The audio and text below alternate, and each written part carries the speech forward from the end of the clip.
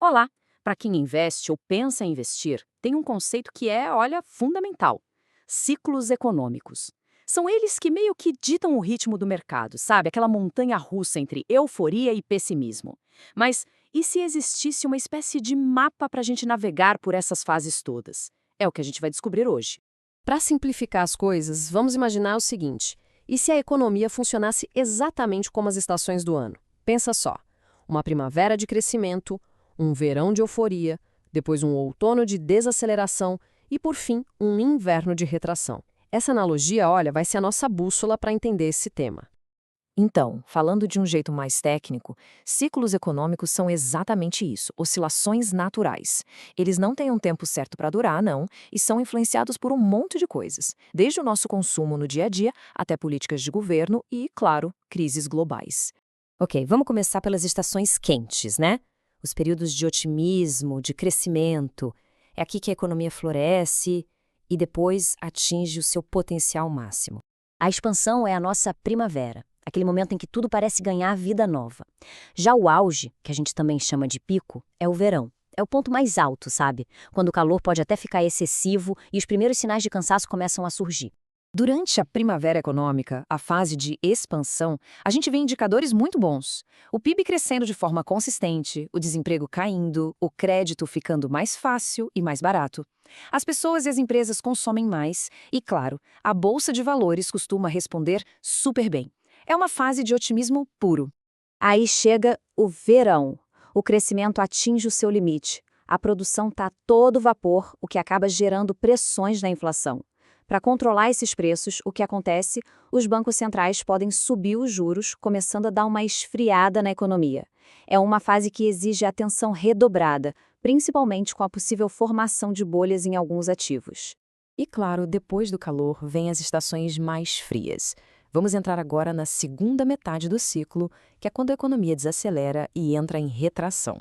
A contração é o nosso outono. A economia começa a perder fôlego, sabe? Como as folhas que caem das árvores. Já a recessão? Bom, a recessão é o inverno. É a fase mais crítica do ciclo, marcada por uma queda bem forte e duradoura na atividade econômica. Nesse outono da contração, os sinais de mudança ficam bem claros. O crescimento do PIB desacelera, os investimentos diminuem, o crédito fica mais raro e mais caro. E qual a consequência? O desemprego que vinha caindo começa a subir. É a hora que os investidores começam a procurar ativos mais seguros. E então, o inverno chega com a recessão. A definição técnica é bem clara: 2 trimestres seguidos de queda no PIB. É um momento em que a crise se espalha, o desemprego dispara e a confiança geral na economia, nossa, vai lá para baixo. É, sem dúvida, a fase mais temida do ciclo. Então, este resumo aqui mostra o fluxo completo de forma brilhante: expansão, auge, contração, recessão e depois a recuperação, que nos leva de volta para a primavera. É um ciclo, ele é contínuo. Entender essa dinâmica já é o primeiro grande passo para se preparar. Certo. Agora que a gente já entendeu as estações, a pergunta é: como usar esse conhecimento na prática, na hora de investir?